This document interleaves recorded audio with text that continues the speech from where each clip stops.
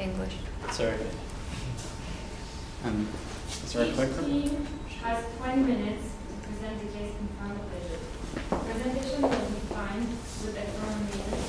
Time will be indicated at the following segments to remind the participants of the remaining time to complete the presentation. 10 minutes, 5 minutes, 2 minutes. In the last 10 seconds, remaining records will be announced with both hands. If presentation isn't completed after 20 minutes, presentation will be automatically stopped with a verbal announcement in order to move to the question period. A period of 5 minutes is allocated to the jury to ask questions concerning the presentation. After 5 minutes, a verbal announcement will stop the question period, even if the question or the answer isn't completed. It is mandatory that at least one question is asked by the jury to complete the question period. Note that if a participant reveals the name or the source of the university will lead to a penalty. In order to start the presentation, please turn off any electric device that could be disturbing during the presentation. I will now let the jury present themselves. Good morning, my name is Louise Coutinho, I'm president of the agency Networks Communication. Hello, Marlene Dogaro. I'm a marketing and communications coordinator at AVNR. Marie-Pascale Gradel, I'm a marketing coordinator at AVNR. Geneviève Leroy, I'm a media strategist at Starcom Worldwide. So good day, executives of AV&R. My name is Dan. I'm Kayla. And I'm Bobby. And we're at Tech Consulting. So before we start today's presentation, I wanted to ask you a question. Where does innovation begin? So you might say innovation begins in a classroom, such as this one, but it also begins at inspiring conferences and in collaborative projects around the world. An example for that could be the CERN nuclear accelerator in Switzerland, where teams from all around the world and different universities are collaborating together to making our world better. So we wanted to for you to keep that in mind when we're going to go through our presentation. So to quickly go over our agenda, we're going to say our mandate, we're going to go over our objectives, our analyses, which are going to include the SWOT, the stakeholder analysis, and 5 Ps. We're going to show you our solution, and then we're going to do our implementation, the financial breakdown, the key performance indicator, and finally our conclusion. I'm going to pass it to Kayla to continue from here. So our mandate was to develop an awareness campaign with our current and potential clients as part of the 25th anniversary of AV&R. So we took that beyond with the objective of the marketing to be reacting to our targets to strengthen the credibility of AVR as an expert in robotic finishings on gas turbine. And we broke that down into 3 more objectives, which represents tech, train, educate, and consult. So we want to train the up-and-coming engineers, we want to educate the clients on the benefits of the technology, and we also want to consult by collaborating to create future projects in aerospace engineering. So to begin, we did our analysis and we started with a SWOT. So we noticed that you guys are a leader in aerospace. There is a complex robotics machine expert, so you're very aware of what's going on in the aerospace. There's an innovation, you have a strong international representation, you're doing R&D, so there's lots of strengths there, but there was some weaknesses in the marketing with the PR not used very often, low participations in the competitions as you were having a presence and you are looking into future. Some of the threats was the advanced technical product in a niche market. So it is very advanced and people might be a little skeptical of this technology as especially with people that value team morale. So companies might be a little skeptical to replacing their products with robots. And thirdly, looking at the opportunities of using the expertise to educate the future clients as well as the future engineers that could be coming to your company potentially, as well as leveraging the international representation to create a better sense of community, and as mentioned, using the education for students. So to summarize that with the key takeaways, so you're a leader in aerospace technology. Weakness is a low client-consumer collaboration due to the lack of PR and competitions. Threats is the skepticalism of the robots in the workplace, and opportunities is using the expertise to educate clients and next generation engineers. I'll pass it on to Bobby to talk about the piece of marketing. So, to further understand your business, your product, and how we intend to sell this towards your clients, we have to look at the basics, and that's what the marketing piece can provide us. When we're looking at product, what we're looking at is the robotic finishing machines that do profiling, sanding, and deburring. And we also know of the automated visual inspections of engine parts, which helps our clients to further improve their engineering tactics. We're looking at the place. We have an international presence with a primary office located in Montreal, so that is where the focus is going to be placed. And we're looking at our promotion. You're looking at using blogs, newsletters, and brochures, and we know that that's been working effectively for you, but we also know that, as previously mentioned, you occasionally use that PR presence, which we find that we could utilize to provide more benefit through our solution later. Then when we're looking at our people, we have 80 employees all across the world, and we know that these employees are passionate, confident in their working ability, and they're client-oriented, which means that these people are going to be the people who are going to take the key actions in making sure that our solution can be implemented with less risk. When we're looking at our processes, we know they're looking at manufacturing and testing for engineering parts, but we also know that you're constantly investing in R&D, and that yields a high level of innovation and repeatability. That not only provides you with the benefit of having that unique and safe security, but also provides your clients with the trust in your business and working with you guys further in the future. So what we could take away from here is that we have an international presence. That's what we're going to be reflecting upon. How we plan to promote it is how we're going to utilize our low PR presence, and the people around it are how we're going to execute it and how we're going to address our clients in various demographic regions. So to continue from here, we did a quick stakeholder analysis. We wanted to look at the players that we're dealing with. So looking at engine manufacturing, aerospace, engine manufacturing, plant workers, and students, we're looking at their placement. So for engine manufacturers, they're across 3 different continents. That's the focus of your business, but they're also located in individual plants. So it's not a country as a global, but those specific plants. For plant workers, they're same thing, employed across the world. We have students who are located across the globe. I'm going to explain why we're using students in the next slide. We're going to continue with their main concerns. So for the factories, for the individual factories, it's the cost of the machinery, of acquiring new technology, employee qualification to train new employees for the new equipment, safety and competitive edge over their competitors. For the plant workers, we're looking at job security, reflecting on that fear of machinery replacing those workers. Their safety in the workplace is also of utmost importance to plant workers. And for students, it's future employability and acquisition of practical skills and experience. They want to know what's out there when they're going to be graduating. In terms of the benefits of using AB&R products, we're looking for the engine manufacturers a competitive advantage. We're looking at increased efficiency in their manufacturing plants. For plant workers, it's new job prospects, so not necessarily a fear of being replaced, but it being created a new job place. Increased qualification and higher workplace safety is at most of your concern. And also for students, it's exposure to innovative technology. As I mentioned, they want to have practical skills when they graduate and they go out there, and potential internships and employment. So when we were looking at the stakeholder analysis, we wanted to focus on the job prospects and increased qualification, higher workplace safety for the workers. We're going to take that and continue with our solution and the exposure for students for innovative technology. And before we do the solution, we took a look at your core values, and we distributed it in between students and your clients. We wanted to reflect whatever we choose to do for the future to reflect your core values, what your company stands for. So we're looking at humans, creativity, innovations that we can implement on our strategy with students, and with clients, it's trust, passion of your workers, and the customer orientation. So we took that all together, and what we came up with is Vision 2025. So for our solution breakdown, it's going to be a launch event which will take place on November 4th, which is your anniversary date of your company.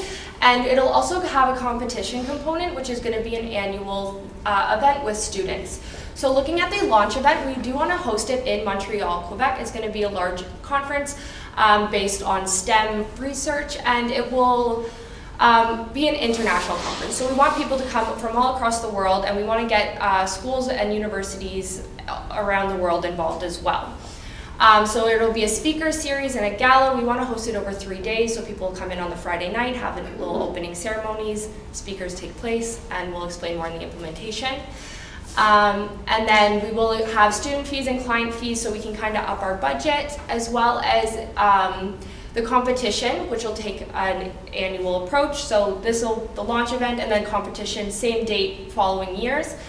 So the competition, schools can contribute to, or can decide to contribute.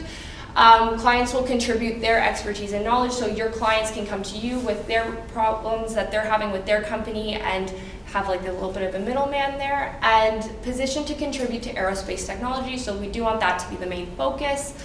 Clients can enter their own, as mentioned, and they'll have 1 year to complete it. So the schools will get it just after the end of the event that you host on the 4th, and then they'll have a year to complete it, and then the following year's event will be more of showcasing the top projects that were completed by the schools, and a thank you to all of the sponsors and clients that you have as well.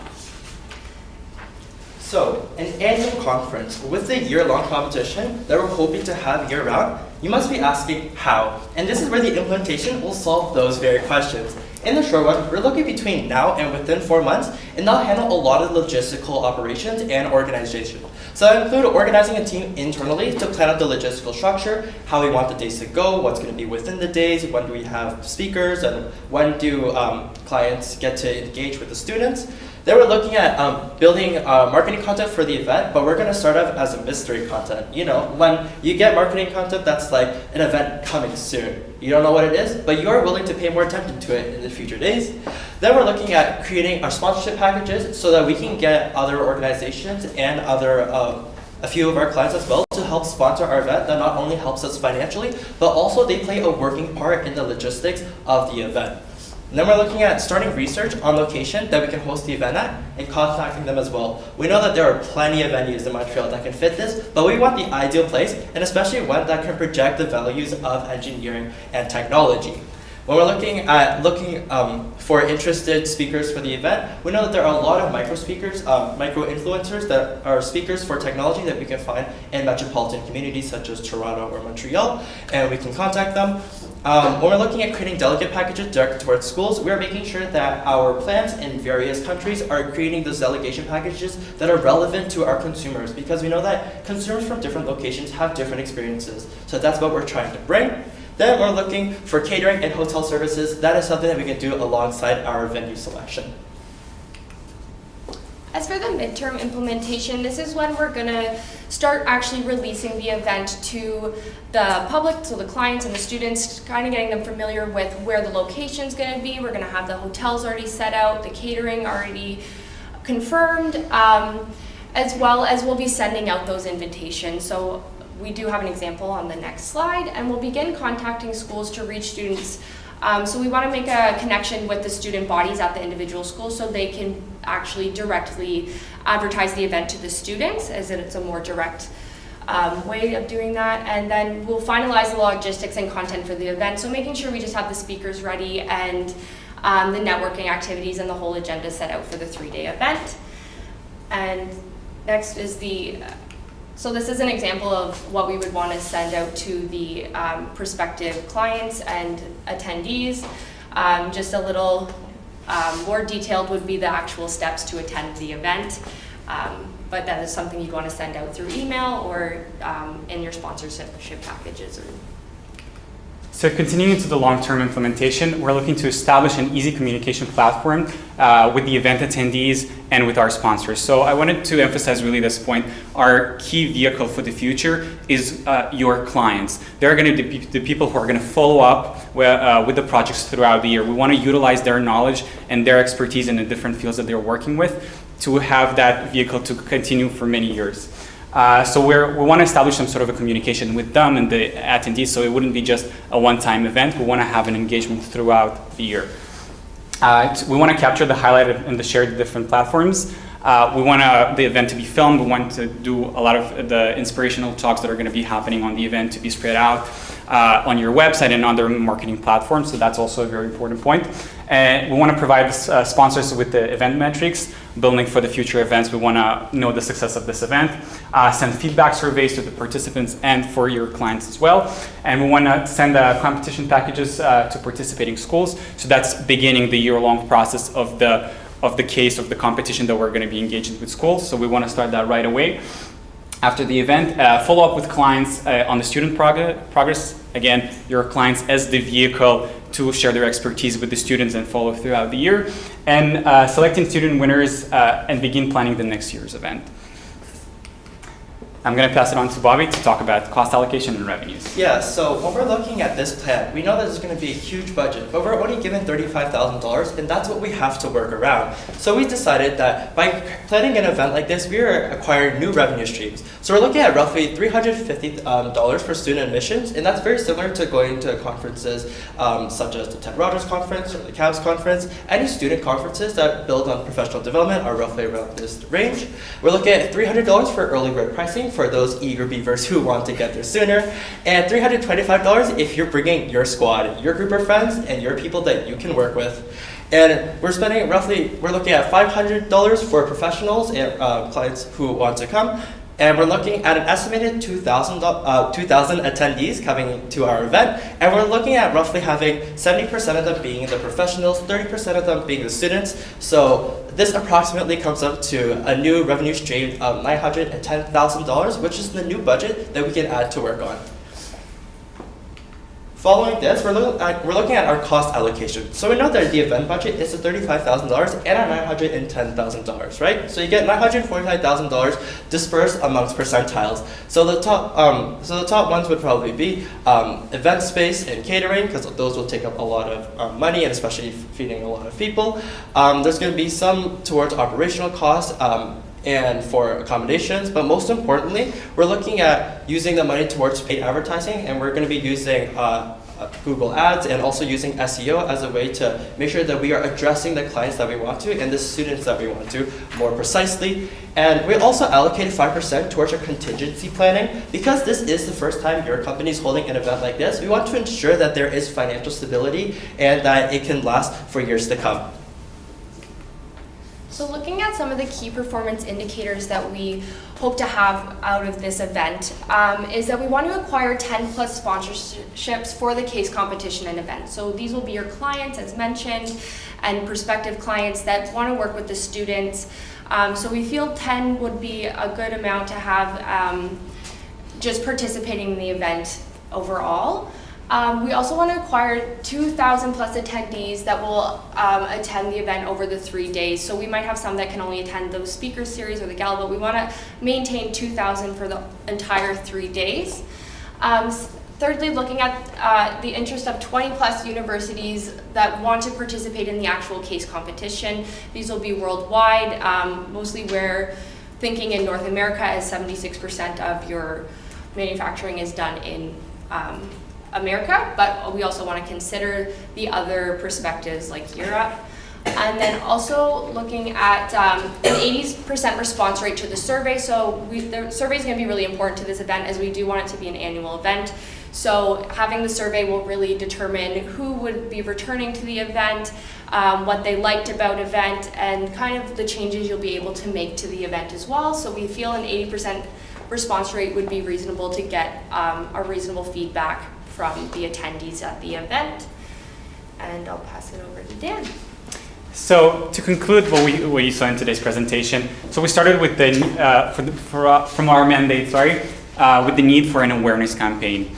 Then we continued to Vision 2025. So just to reiterate, the 20 component is the year 2020 when the first project is going to be completed and marking the 25th anniversary of your company, and also 2025 because we're building the future. We're looking forward with this project. We continue with the annual case competition and the follow-up with your clients and the progress of the students in the different universities. And finally, we're looking at an increased awareness of AV and R, both with your clients and students. And as we expand the project to different universities and across different continents, we're increasing awareness of your company. So thank you so much for listening to us. My name is Dan, I'm Kayla. And I'm Bobby. and we are Tech Consulting. Thank you so much.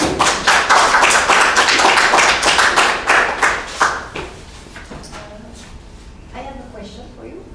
So I think your main proposal is for us to create a new event.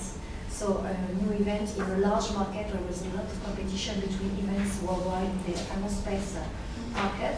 So what will be our value? What will be our content to bring different people? 2,000 it's your goal to bring so many people to our event, a new event that nobody knows before.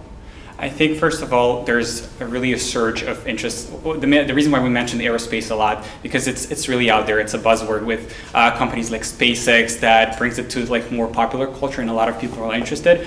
Your company has a lot of value in terms of practical knowledge. There's also in your specific field not a lot of competition, so we can utilize the event also to display your technology. So people who are going to be attending that conference will be seeing things that they're not necessarily going to be able to see in other places, and also utilizing your connections with the brands that you're already working with. So it's going to be like a more initially we're networking all those brands that are working towards a common goal, and why I started the presentation with looking to the future. Although it is very much about your company, there's also a common cause here. There's a mission that we're making something better in the future, and that's a message that a lot of people can relate to. And with the aerospace industry and everything, that we can bring a lot of people to this event. I'd also like to add that because the company has a strong focus in bilingualism, that already has a strategic advantage toward other companies that only speak English or speak French, but we can also make sure that clients can attend our event by having a major keynote speaker, maybe even someone like Elon Musk, you know? Because at other conferences, we've seen people bring in Steve Wozniak, we've seen people who bring in other developers who have made large companies at this point in time. It's something that's definitely doable, and at the capacity that we're working at, we think it's definitely achievable. Okay. Do you have more questions? Yes. I want to hear more about the channel that you're going to target to promote your events, because it's kind of slim to go through only like micro influencers or just reach out to student bodies. So what is your tactics on this? Yeah, so we're planning on using an array of marketing tools, using Google Ads, using SEO, and using paid advertising as a way to reach those professionals. And this will all be based on the market research that we planned prior, because we do want our ads to be contextual and relevant towards our client. When we're looking at addressing the students, because we have plants in various countries, then we're able to find the universities within various countries, contact their school, but also contact their student union, and provide that value to them, that this is like the first time ever large event, and have them come to us. Furthermore, because it is a marketing campaign, we can even use Google Analytics to check the metrics and to constantly tweak things to ensure that we are finding growth through our click-through rates, or even through our open rates on emails. So it'd be a variety of so many things, but ultimately throughout the year, there'll be a tweaking process to ensure that we can find the right consumers and the right clients to attend our events. Yeah, as a sponsor, it was another question. Since we are in a B2B campaign, it's really a one-on-one kind of world. So did you have like costing about those one-on-one meetings? What could be done on that more personal kind of way? Except like emails is cool, but like there's not that much of an open rate, so. So we did have the sponsorship package idea, so these would be sent out to your already current clients. This could be done through calls, as you mentioned, personal calls to your clients.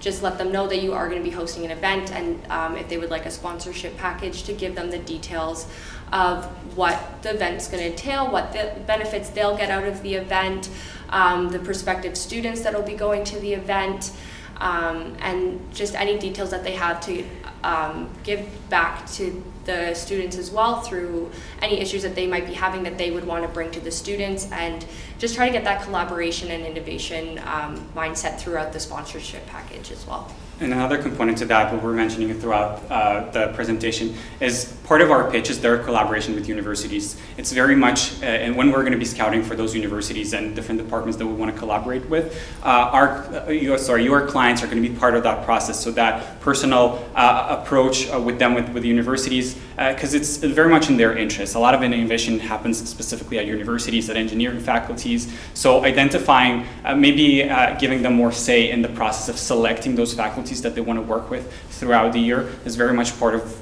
the process that we want to do when we're convincing them to come aboard.